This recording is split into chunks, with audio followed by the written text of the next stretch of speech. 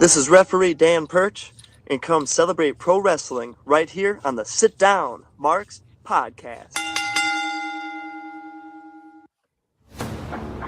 That's the difference between you and me. You talk about it, I do it. Sit down,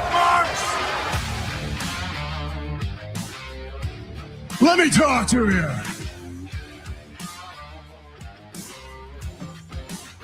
Acknowledge me.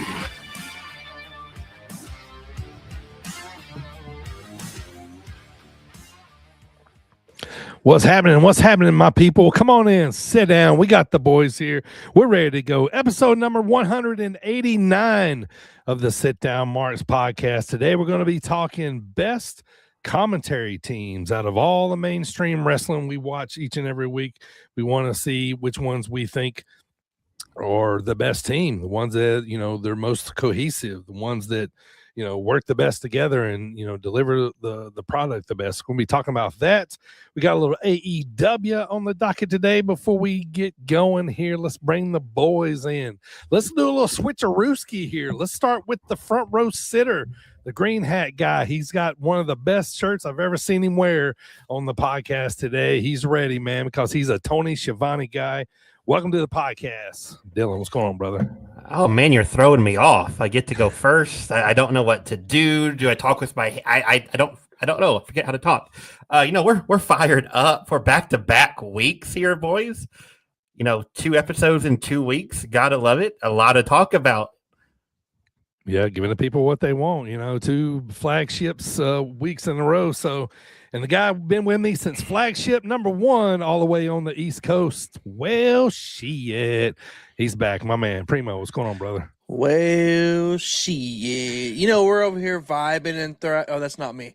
We're hanging out, doing our thing, man, over here on the East Coast, chilling, ready for episode 189. Let's get it. Backwards man. I feel like I should start with the go home then, and we'll go backwards today.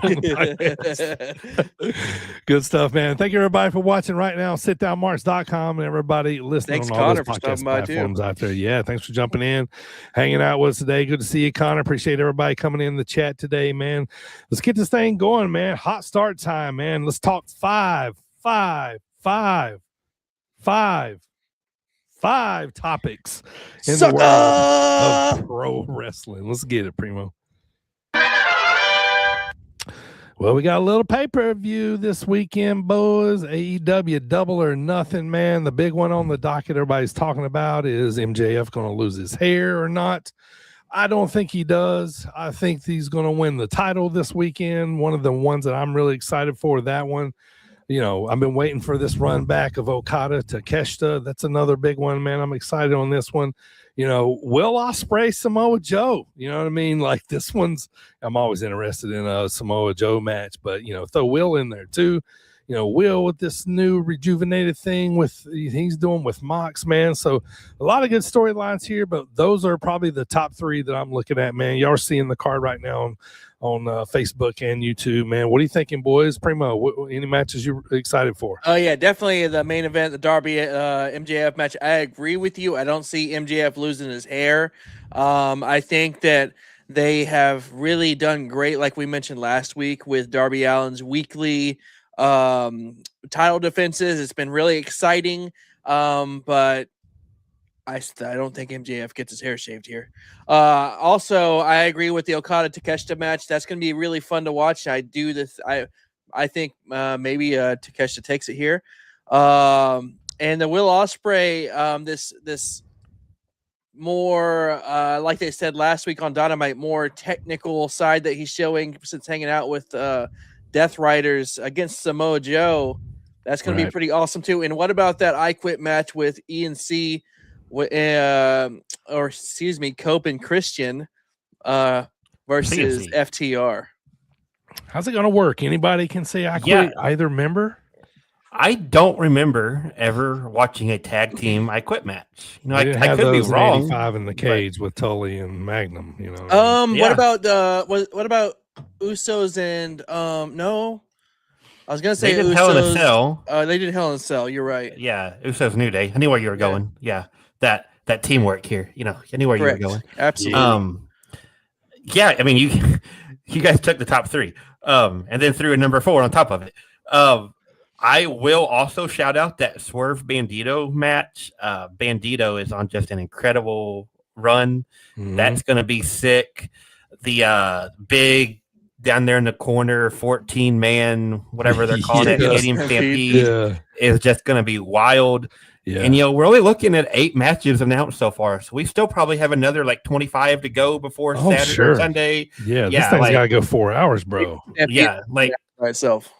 yeah. Tomorrow is like a 3-hour Dynamite. And then we're going to go to this, 5-hour long pay-per-view.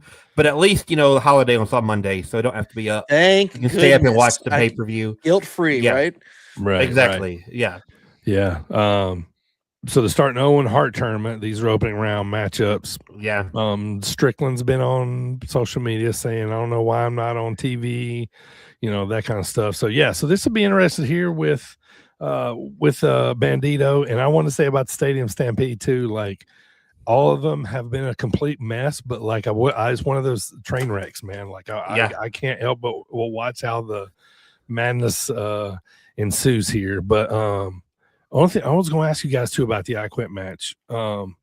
So let's just say let's just say Dax says it or Cope says it, right? You know what I mean? Does that start like a split between the two or something? You know what I mean? Like a FTR?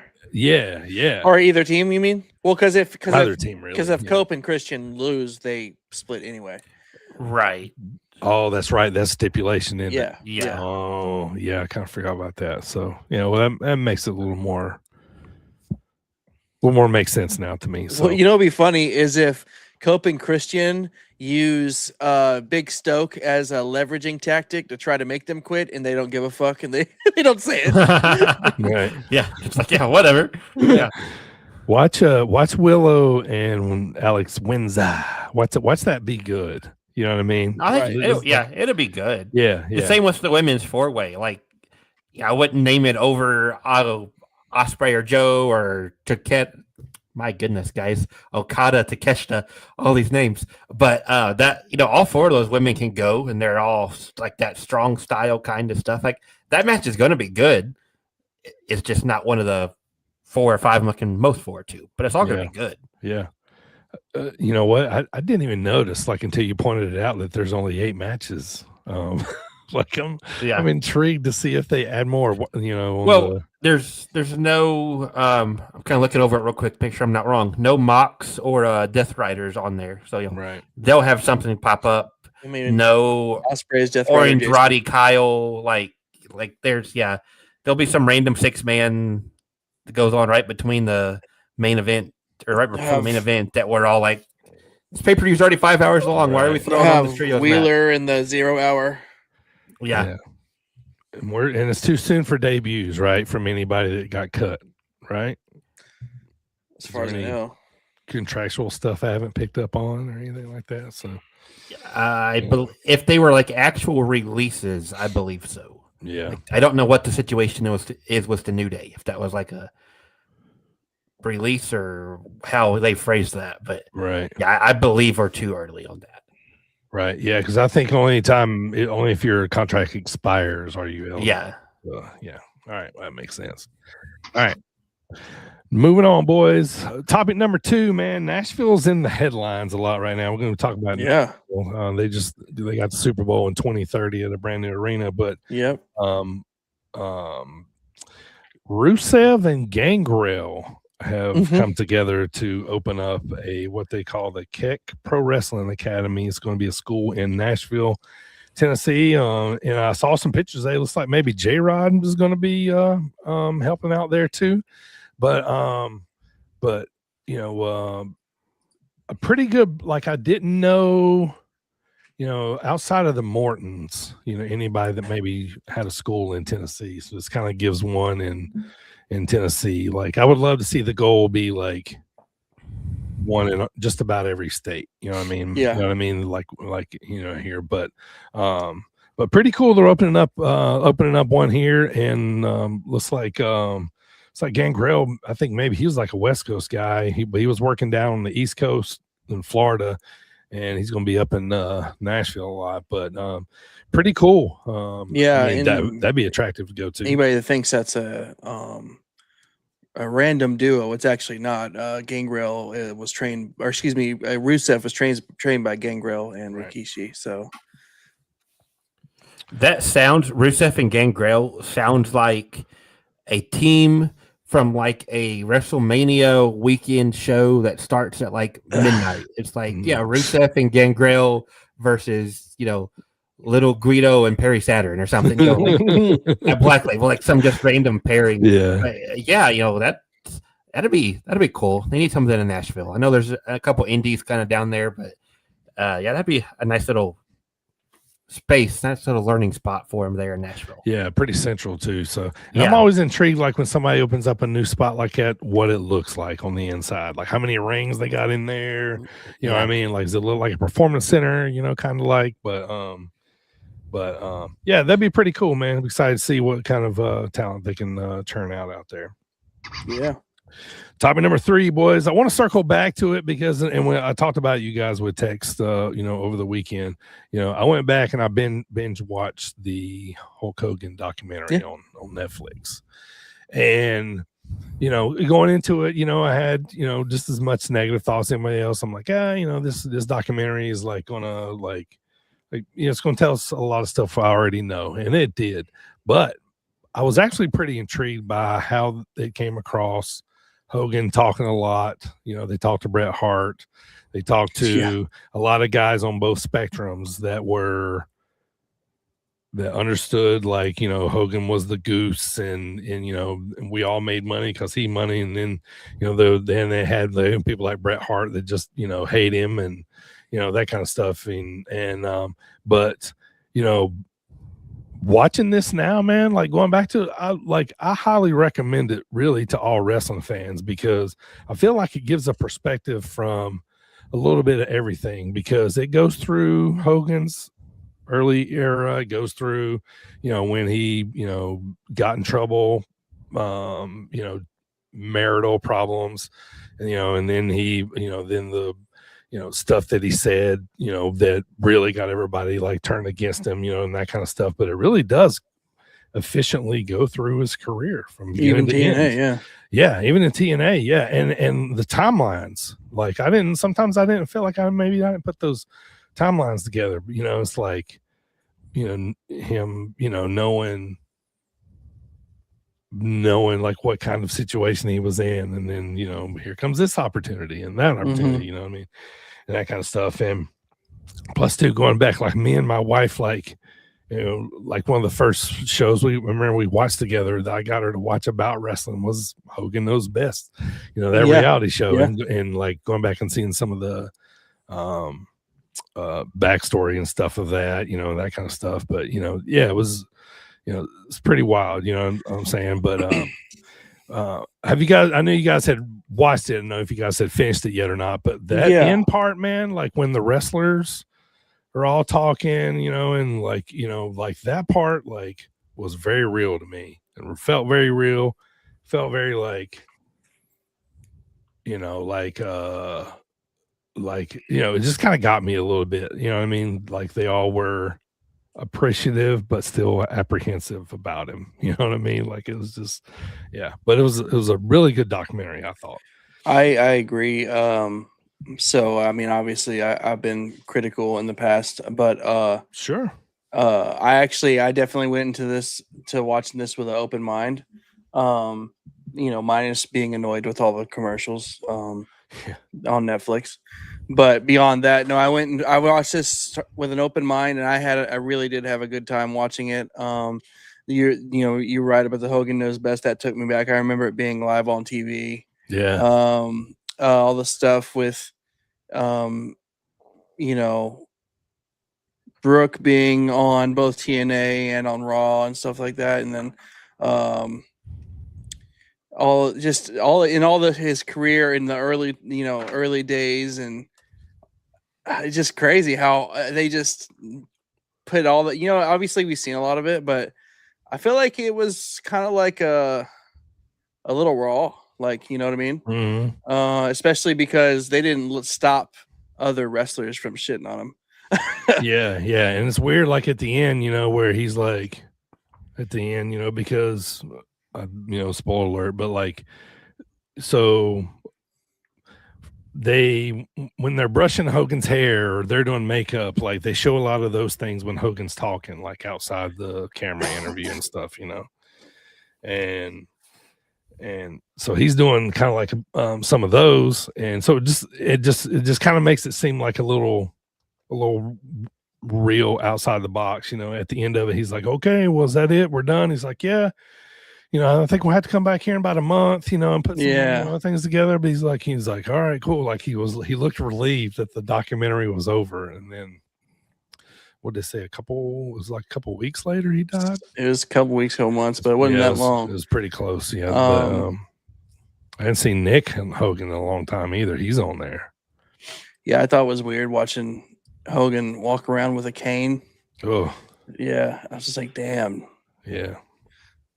And they talked about, who was it? Was it maybe Jesse Ventura or somebody was talking about how when you end up making your finisher the leg drop, you're gonna mess up your back and everything else. Right. He's like, I should have done the sleeper. And I'm like, yeah, right. But, like, I don't know, would we have gotten over as much with the sleeper? Like Johnny Weaver already did that.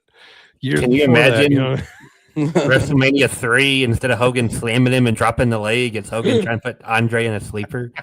Yeah, I haven't gotten to it yet. I might have to knock that out over the long weekend. My mom, of all people, was putting it over. It said she'd watched a couple episodes. It was really good. Sure. And then just our group chat, both of you putting it over. So it's definitely one I want to check out. Just haven't quite had the time yet. Yeah. I still haven't seen that Shawn Michaels one you talked about. It's good. Yeah. That one's good. I'll get that one too. I haven't got that one yet either. But all right, topic number 4, boys. Kind of a 2-part question. I'm going to ask you guys. So now looking back at it, and I've had time to think, and I have time to watch and read. It kind of feels like Asuka was a budget cut. It seems like maybe she was one of the people that was offered, and maybe decided to walk away, or at least like take a break for a while. You know what I'm saying? So, yeah, and it kind of like made sense in a way. Also, too, the second part, I want to get this out there. I was yesterday years old when I found out Io Sky and Evil was a pair. Yeah. Like, I did not know that. Like, same. Usually I find those. I pick up on them somewhere. I say, well, I didn't know that. They got married, so congratulations to them. But Evil's got a new name. I can't remember what it is, but I don't either. But yeah. But you think she was maybe one of the people that was offered or asked to, because it seemed very quickly, like Asuka's such beloved by us that kind of like, she was done. We should have got a retirement match out of her, like or a run or something like. Well, thing is, I don't think the TKO sees it that way. They probably thinking they only think in numbers. They don't think in that type of thing. But except for that kind of negates what I was just about to say was another rumor, or I guess you could say speculation that I had heard was that she actually got released when Kyrie got released, but they were just letting her finish up that match. Yeah. Well, Kyrie was going to be my point. Like, we don't usually, it's usually just cut point blank, no matter what the storyline is or anything like that. So if that is the case, at least they let her and Io have that match instead of just completely cutting that story at the knees and what's been, the last 6-8 months of it being told. But it would make sense, honestly, because as much as we all hold Asuka in such high regard, ever since she lost to Charlotte, right, her first WrestleMania, she really hasn't been like the focal point of the division. It's always been like a side piece or, part of, what's that, Damage Control, I think, Bailey's group, like doing, different stuff, still being used, but never like, hey, we're making this all about Asuka. So, 10, 11 years later, like for him to be like, okay, we're going to cut your pay or you can walk away. Like, I'd believe that wholeheartedly. But at least we got that last match. Everybody, as much as we'd like it, everybody can't have the big send off. Hey, this is their last match. Yeah, that's a good Let's point. give them all the flowers. Every show would turn into somebody's last match show if we did that. Right. But yeah, if that's the case, I'm glad she's not just retired. Like, that gives me hope she might pop up somewhere else, even if it's Japan. But yeah, that'd be cool. Sure. Dreamwave would be cool too. So that was get ready, Brittany. Yeah, right. All right, topic number 5, man. Let's circle back to the front row sitter here for this topic, Dylan. We talked about it last week. You always talk about what shows you're going to, your Indy 3 preview and that kind of stuff.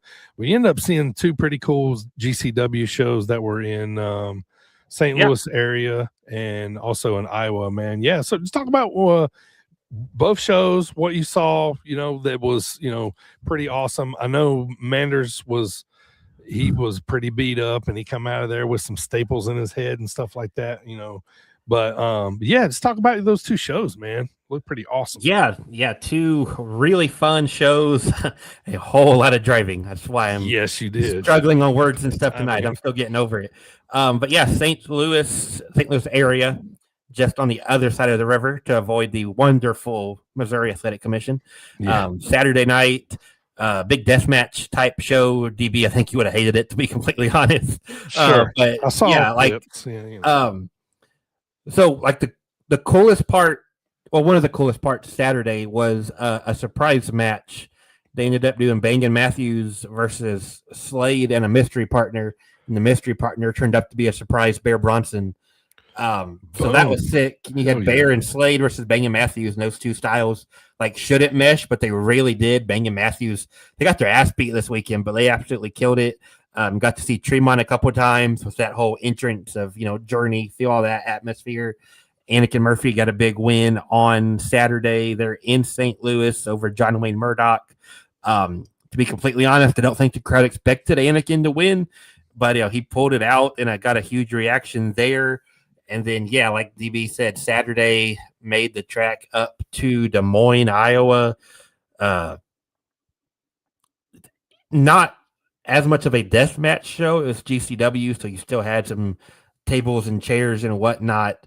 But yeah, Manders, the Iowa boy in the main event, challenging for the title, came up a little short, but man, got a massive reaction. I think everybody in the building was there to see Manders. The Black and Brave, I am blanking on his name right now, but not Seth Rollins. Merrick Brave. Merrick Brave was there, kind of cornering him, which was really cool. And then, Bangin' Matthews again going up against Tremont and Bear on that Sunday show was sick. We had a Unsigned and Don't Care, Gary and Anakin going up against not Fuego anymore, KJ Orso and Sam Stackhouse. That was really fun. Both shows, especially, it's weird coming from a big deathmatch show on Saturday with all the glass, the tubes, the panes of glass, the super hardcore stuff, and then the next day toning it down. It kind of brings everybody down. But Primo, I'm just gonna be completely honest. I've never been in a crowd of people that love to chant grab his dick and twist it as much as the Iowa people did. They, for whatever reason, every match, it was constantly hey, it's okay, guys, come on, we get it. It's, whatever. But hey, that's a fantastic chant for that particular event. I mean, to each his own, but I was guys, come on, every match, can we cheer for a wrestler or something in the ring all of a sudden? But I got to see our boy Troy from Dreamwave DB. Troy was at the Iowa show, got to talk to him, and Saturday, I get my days confused, saw good old King Nate and a bunch of people there on Saturday. So really good weekend overall. Got some Kansas City barbecue, that made it worth it. Yeah, just great weekend. Shoot, yeah. Always worth it, man. Get a little barbecue, a little food. I always love that's what I always liked about wrestling. When I go, certain towns and stuff, and Missouri known for ribs. Spot. I always do pulled pork, but I think ribs are the main. Yeah, I'm just a sucker for pulled pork. I'll get it anywhere. Hell yeah, it's good shit, man. That's awesome, man. Yeah, but you got to see 2 pretty awesome. Yeah, so I saw clips and stuff, and I was just like, well, dang, these matchups were sick. Now, yeah, they were busting light tubes and stuff, and and I'm like, holy hell, But Yeah, the Saturday show, one of the matches, Joey Janela and Lil Sicko, they did the Shane Helms vertebraker, or like you drop a guy basically straight down on your neck. Yeah. They did that on the apron and then got in the ring, and Joey did a running tombstone on a chair, and the guy still kicked out. And I just about got up and left. I was like, all the glass and stuff is fine, but we're kicking out of this. Like, that's not even the finish, really, guys. But yeah, so like that was more offensive to me personally as a fan than the constant tubes or glass panes or anything like that. But yeah, that's where I was like, really, what are we doing? But yeah, still a really fun night. The old grab his titty and twist it, grab his dick and twist it, all that crowd, huh? Oh boy, yeah. Yeah, well, at least there are a few and far between over. All right, boys, it's time to move on. Before we do, it's time for the city shout out of the week. Just like old school there. Well, here we go, boys. This week's city shout out goes to Portland, Oregon. Portland, Oregon's been in the top 50 cities of the downloads for the sit down marks since the beginning. They loved us in the beginning, and then they didn't for a little while, but now they're back, baby. A lot of people are listening over in Portland, so go Trailblazers. I know they're not in the playoffs, but I looked up, it said that Portland, Oregon, despite what we know about Portland, Oregon already, it has become one of the micro brewery and big wine scenes around the United States. Like a lot of people, like I read, a lot of people go and train how to be beer makers up in Portland, Oregon. But hey, I tell you what, man, I'm a big fan of the Pacific Northwest. Seattle, up in that area, is one of my favorite cities. Actually, I've never been to Portland, Oregon yet, but I want to go. Yeah, I know Roddy Piper spent a lot of time there. So. Exactly. Yeah. Shout out Portland. Thank you, Portland. Yeah, thank you guys so much. Let's move on, boys. It's time for the drop kick discussion. But before we do, let's hear from former tag team member of Zero Gravity, CJ Esparza. Yo, this is the most dope CJ Esparza coming to you live with Primo, DB, and AJ on the Sit Down Marks podcast. All right, so we decided to talk a little best commentary teams here on the Dropkick discussion this week. Thanks, everybody, for watching on YouTube and Facebook, and everybody listening on Apple Podcasts, Spotify, Audible, Amazon Music, man. Thank you guys for downloading us there, too, as well.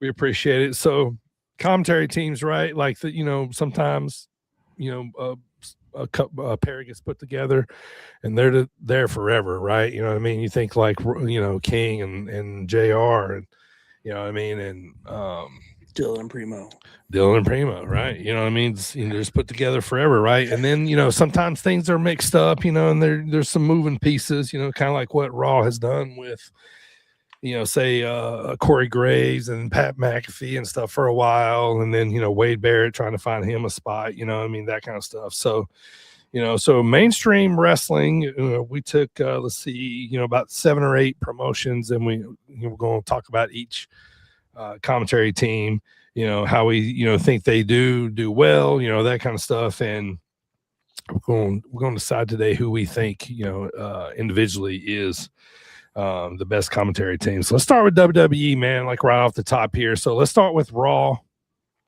It is Joe Tessitore and Wade Barrett now, which in the beginning, Joe Tessitore, I was like, oh man, I don't, boxing guy, college football. Yeah. Seems like he didn't really know the product. But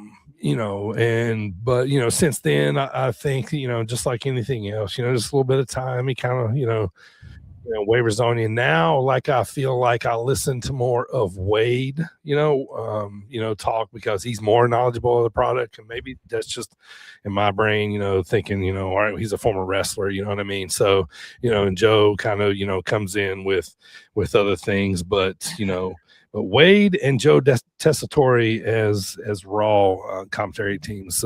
Primo, what do you think about this one? Oh, I actually love this pairing. Joe Tess and Wade. First of all, I've always loved Wade Barrett, Bad News Barrett, and but on the commentary team, he's one of my favorite people to listen to. But Joe Tess, I agree with you.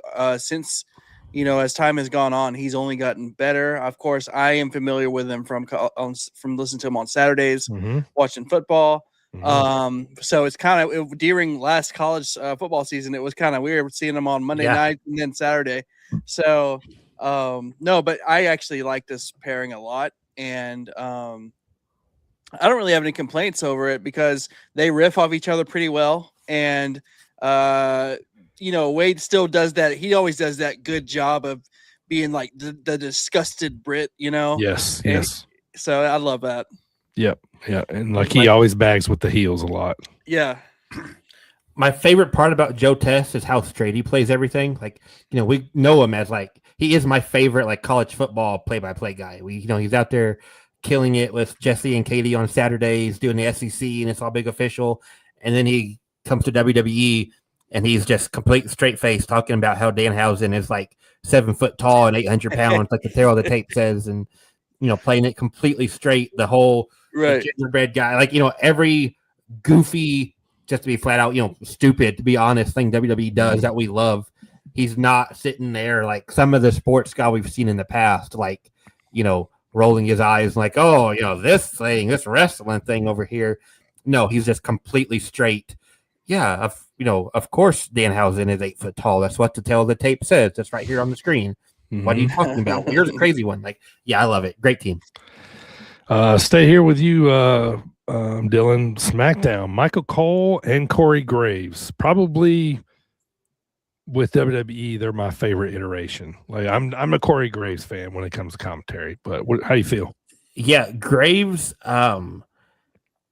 fits in with anybody, and they have gave him 87 different partners, and he's worked with all of them. Good point. And Cole.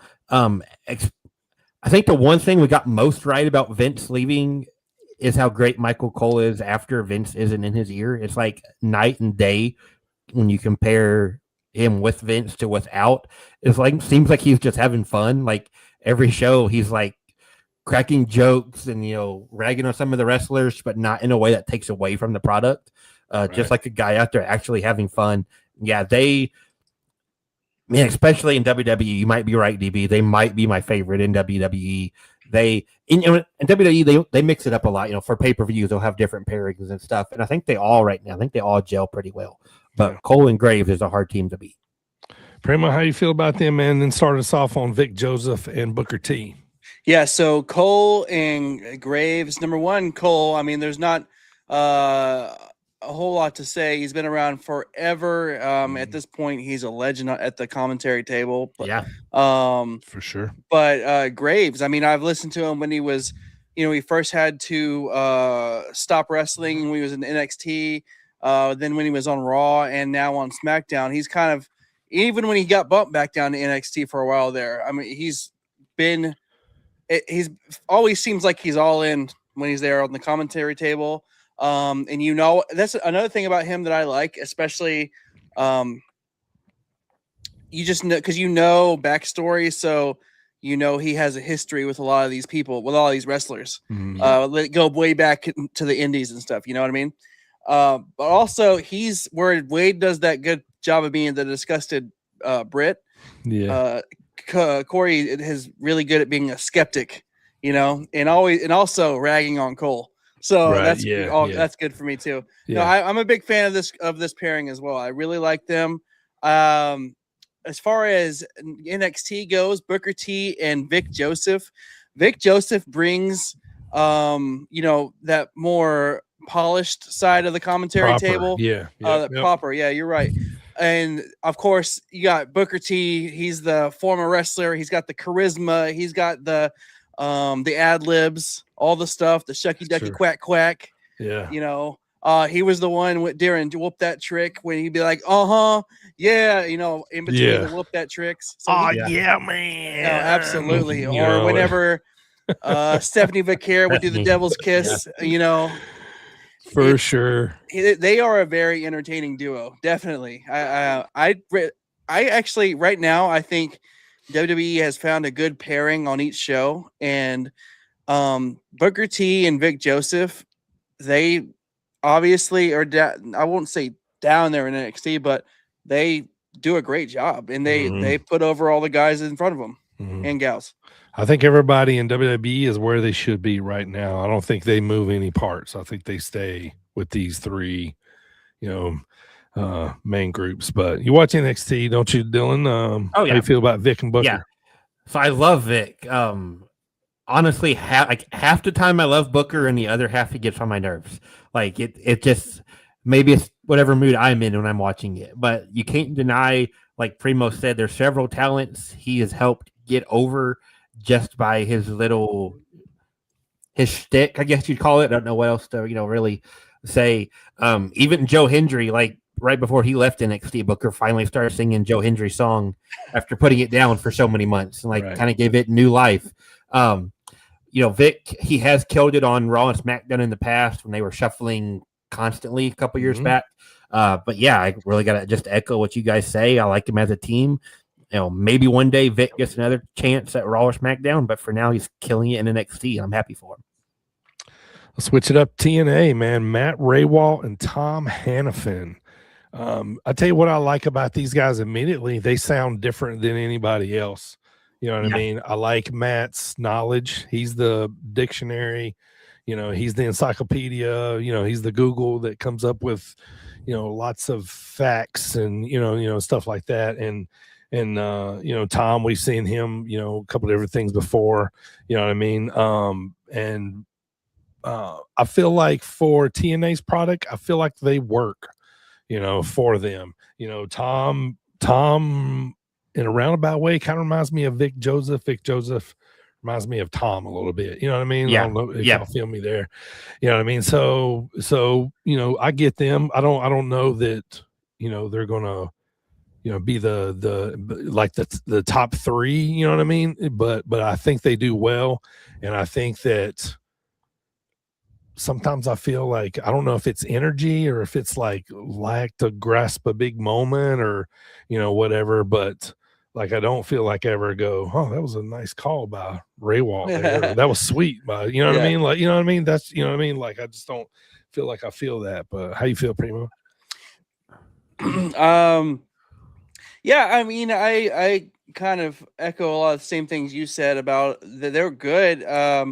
As far as for TNA, they're very. I definitely do think that they are. They are serious about their role as commentators for TNA, the TNA product. Like they're doing their absolute best. Which I mean, I look back, to like Tenay or anybody else back in the day. But I agree with you when you're watching a TNA match now, it almost seems like they're just having like a casual conversation over the match. Yeah. Almost like background music, but with knowledge. Yeah, I really like them. I think they're perfect for TNA. Like you guys said, Vic and Booker are perfect for NXT. I think they are perfect for TNA.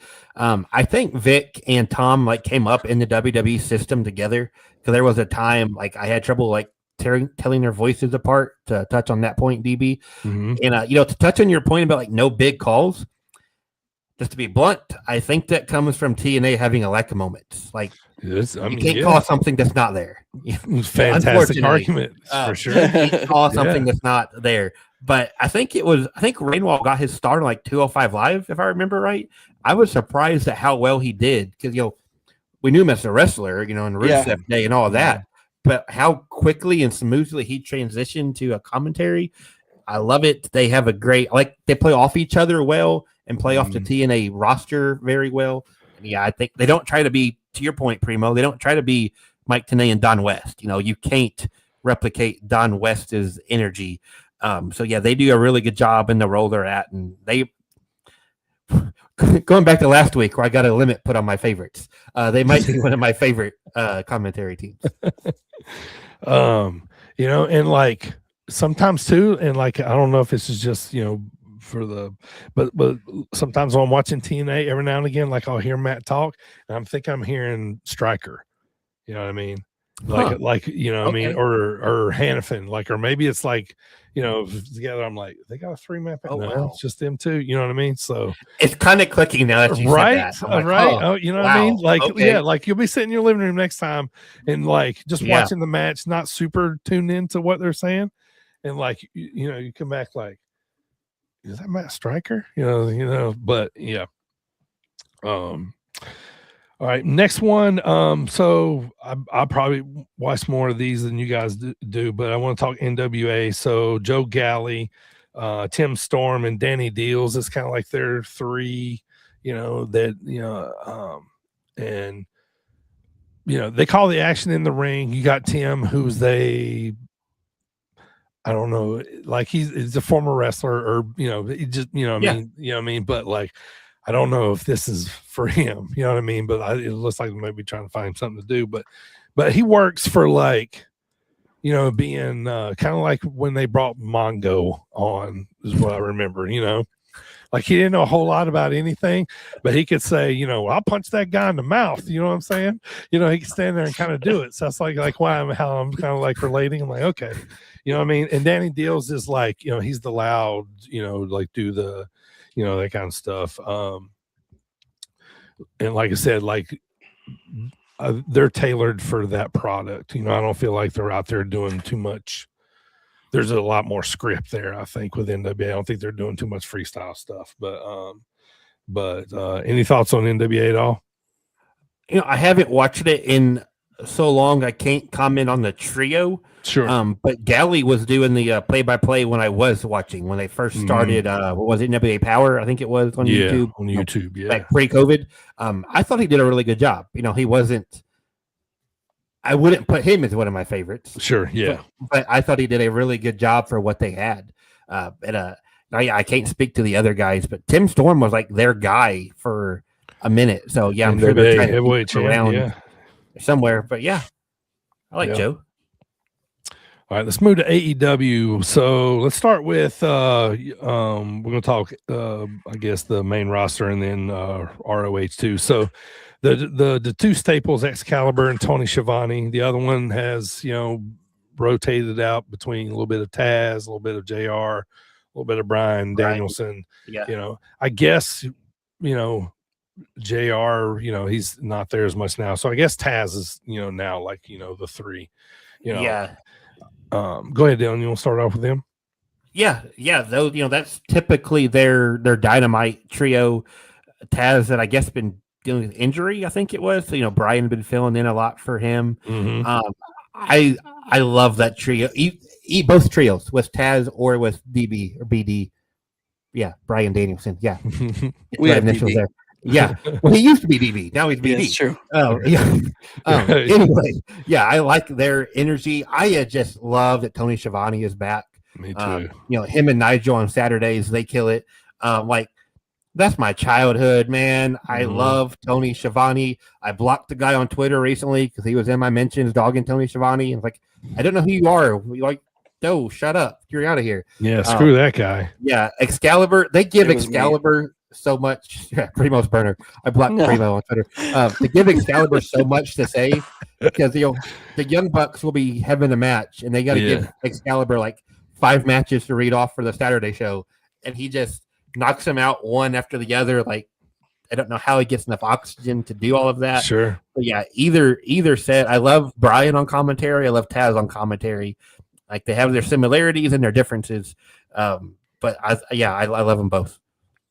What's cool is Taz has been in AEW, TNA, and WWE as commentator.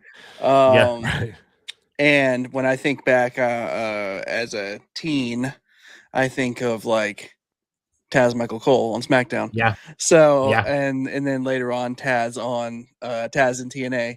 But anyway, as far as AEW goes, obviously Tony is a freaking legend. I don't know how the dude is so old and has better footwear than me, but he's constantly doing in-ring interviews with Jordans on, or something.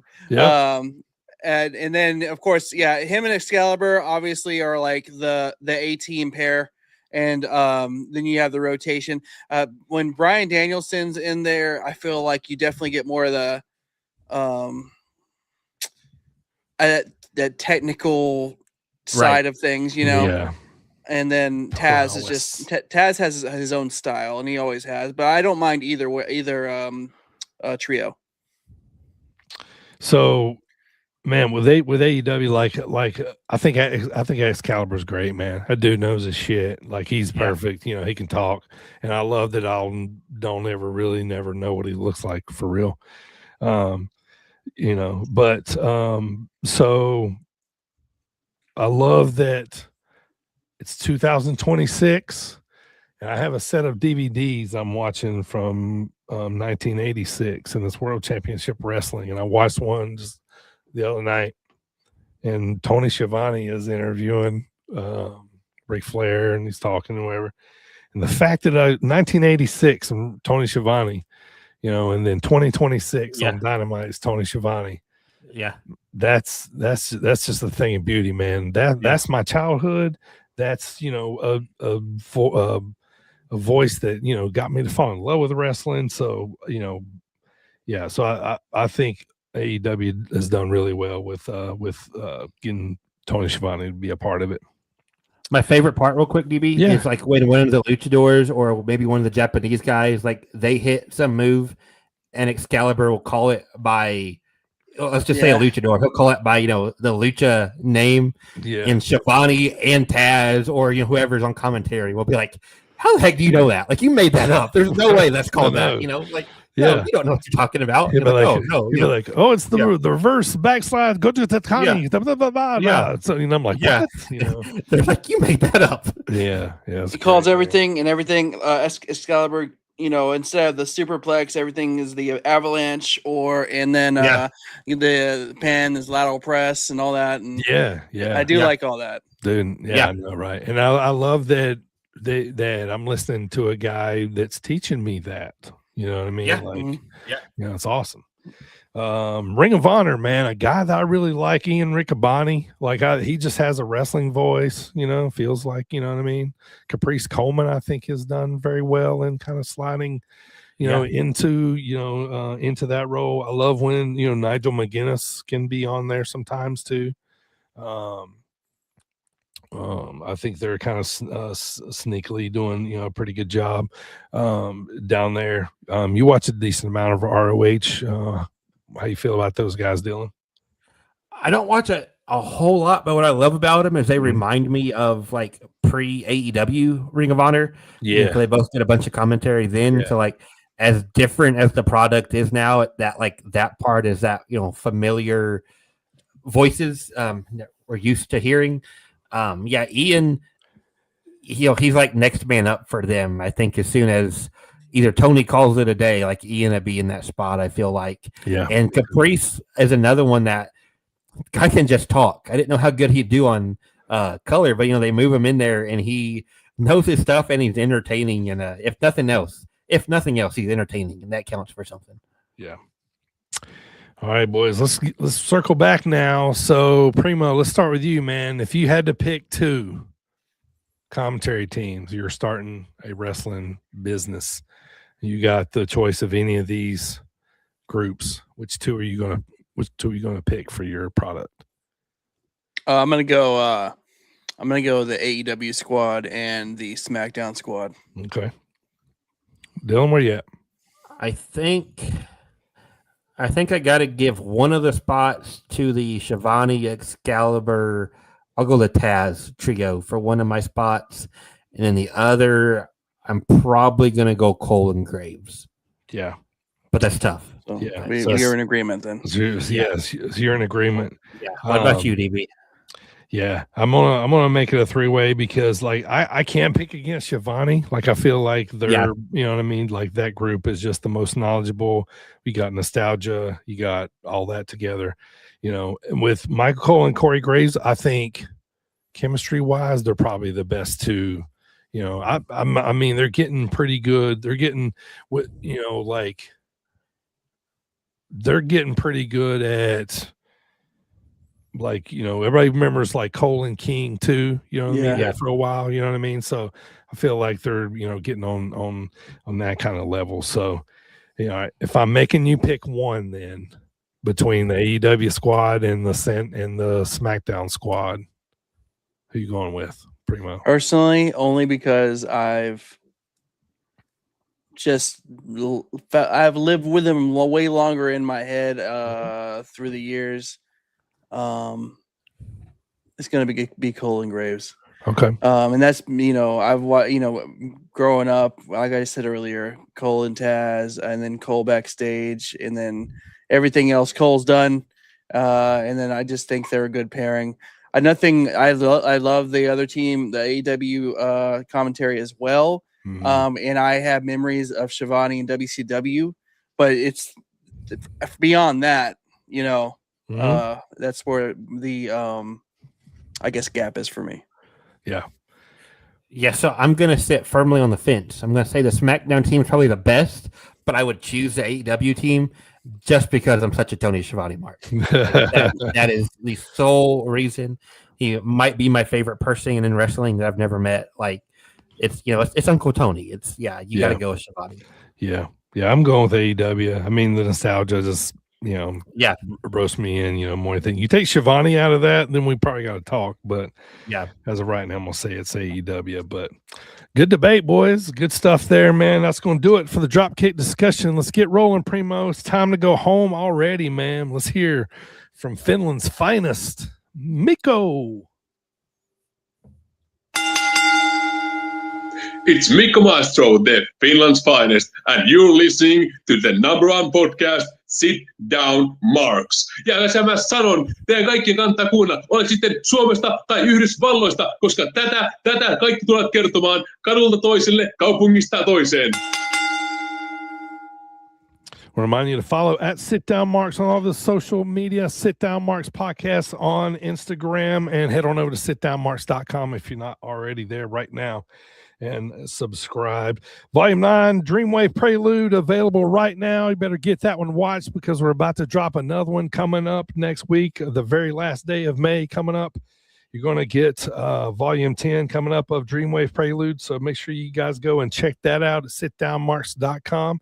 We'll be circling back there to that here shortly, but let's talk about the Indy 3 for this weekend. Dylan, you had a busy weekend. You got any shows you going to this weekend, and what 3 should we check out on TV?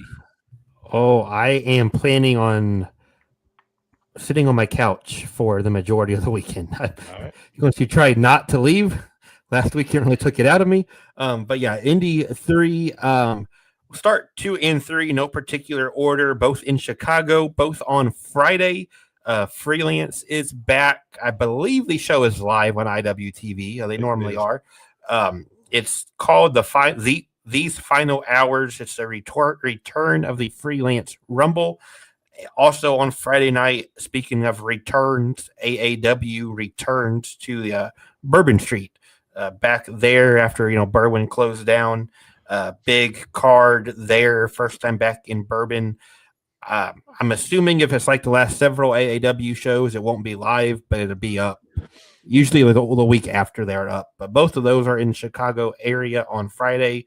And the #1 show I'm looking at this weekend, I guess besides AEW, but keeping it indie-wise here, would be ETU on Saturday. This would be live on IWTV.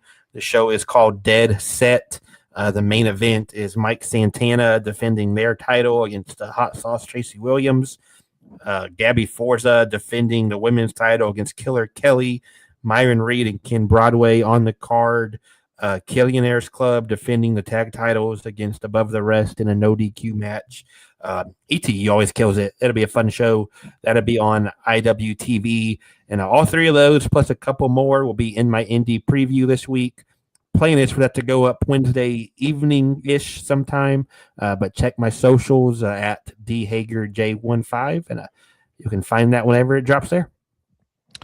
All right, Dreamwave All-Star Weekend. We're only about a month away. 1 month. DWTIX.com, man. It's going to be a huge weekend.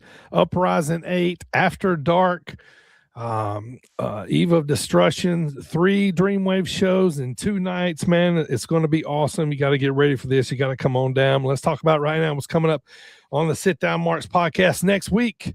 Dropping a brand new DB's Territory Treasures. I'm going to be talking about a guy that's really close and dear to my heart.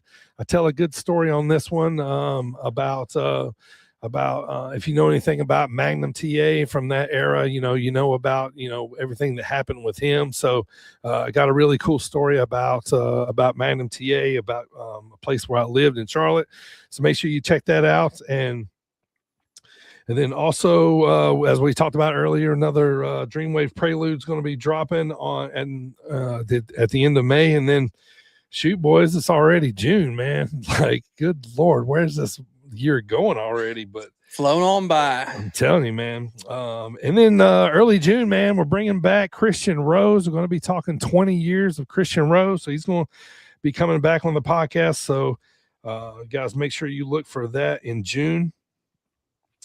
I want to remind you, too, to go to Darkfire 3D on Etsy. That's Primo's Etsy store. He's on eBay as well. Any other platform? What's the name? We are on Etsy and eBay, and that is Darkfire 3D. There you go. All right. I want to remind you, too, to go check out the Windy City Slam podcast. Speaking of Dreamwave All-Star Weekend, I went on there and talked to Mike Pankow, and I want to thank him for having me on there. And I went and just basically talked about Dreamwave All-Star Weekend, all the details, everything that's going on and happening, all the way down to the shuttle that we just added to that. So go check out Mike, man. He's been a supporter of independent wrestling for quite some time now. So go check out that podcast that I was on there just about a week ago. I want to remind you too now, we got merch for Dreamwave Prelude. We're going to have hats and T-shirts. If you're watching right now on YouTube, you can check it out. It's also been posted on all social media, man. Go check it out. We're running a heck of a bundle right now for $50. You can get a hat and a shirt shipped to you with free stickers. All you got to do is message us on social media. We take Venmo, PayPal. And also, absolutely, Dylan is going to be slinging these at the live shows coming up. Dreamwave All-Star Weekend. We're going to have these at the show, so make sure you come check those out. But come support the future of Dreamwave Wrestling. Come support Dreamwave Prelude. Make sure you get the threads that all the cool kids are wearing, right? I'm going to yell insults at people like I'm Sidney Bacabella and see if they buy our merch. Yeah. Just going to take what I've learned from sitting in the merch room the past couple years. Yeah. Insult them, until they buy your merch.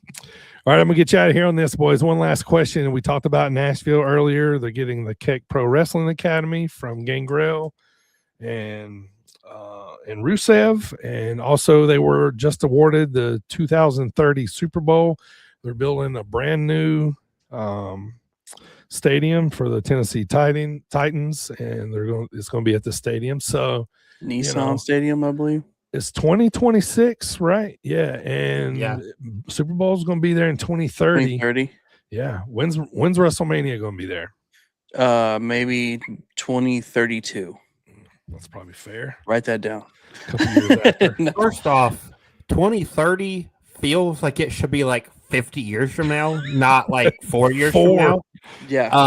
But yeah, I figure the Super Bowl go first, and they'll kind of judge that, see how that goes. Yeah. But if you just start counting it down, like Saudi's supposed to get next year, Indy is supposedly supposed to get one at some time. Right. That already puts you around 28. Super Bowl's in 30. So yeah, that 32, Primo might be spot on there. We'll have to remember that. Yeah. All right. Heard it here first, 2032. I got a buddy that's moving an hour outside Nashville too, so maybe I have a place to crash. Oh, that's like 4 for me. If they go to Nashville, I'm there. Yeah. They have enough hotels. They have enough it's central, pretty much centrally located. It's going to be, that'd be pretty sick. Are they building an outdoor stadium there, or do you know if it's covered? I don't know. Nashville can be, borderline sometimes, but it's mountainy enough to get snow. But Yeah. It's still kind of that southern weather, you know what I mean? So, but stay tuned. We shall see. All right, boys. Well, that's going to do it for the flagship podcast. Thank you guys so much for tuning in on YouTube and Facebook. And thank you guys for listening on those podcast platforms out there. See you guys next time on the Sit Down Mars podcast. Tune in next week for DB's Territory Treasures. We'll see you guys soon. For Primo and Dylan, I'm the Dirty Bird. Keep spreading the good word of wrestling, people. We're the Sit Down Mars podcast. Take care.